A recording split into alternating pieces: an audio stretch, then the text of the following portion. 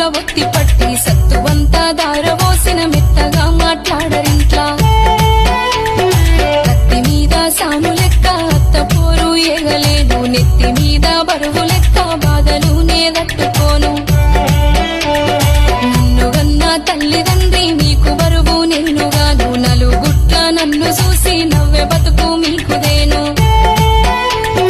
అవ్వ నన్ను గన్నరేనా రాతో మీరు గనలేదే ఆస్తులున్నాయా అని చెప్పి